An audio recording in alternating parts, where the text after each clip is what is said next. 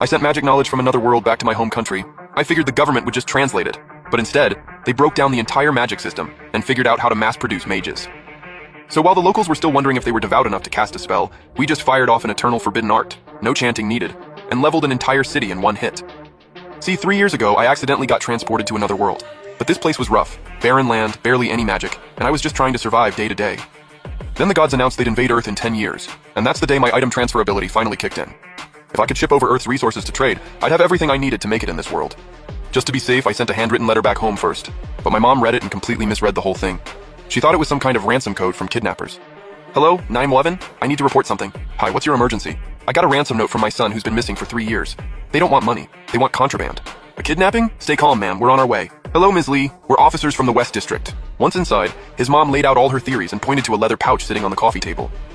Jiang Wei examined it closely, then put on latex gloves and picked it up. The texture felt seriously off. Strange patterns all over the surface, and up close, there was this indescribable smell that hit you right in the nose. Making their own paper to dodge forensics, these guys weren't playing around. Ms. Lee, don't worry. We need to take this in for analysis. We'll update you the moment we find anything. Hey Wang, do me a favor. Figure out what this paper's made of. Maybe we can get a lead. Criminals are getting more creative by the day.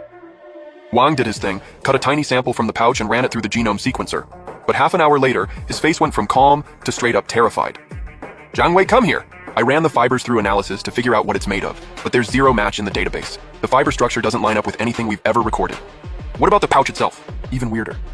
We pulled the DNA, figured it was pig membrane or something, but the DNA sequence doesn't match either. Not pig, so what, human? Nope. So we ran it against every known species on the planet. Mammals, birds, reptiles, amphibians, insects, microbes, nothing matched. Not a single one. Level with me. Where did this come from? Because this DNA doesn't belong to any known life form on Earth. I got transported to another world, a place with magic and gods. And those gods are planning to invade Earth in 10 years. No way that's real. Hi, this is Jiang Wei from the West District. I need to speak to your division chief right now. I've got a case here. It's unlike anything I've seen. This might need to go all the way up the chain. Jiang Wei's report set off alarms all the way up the ladder. After being passed through layer after layer of command, the classified file finally landed in the hands of Minister Wang Chen at the Ministry of State Security. Triple helix DNA structure, a world of gods, an invasion of Earth in 10 years. Could the enemy really be from another world?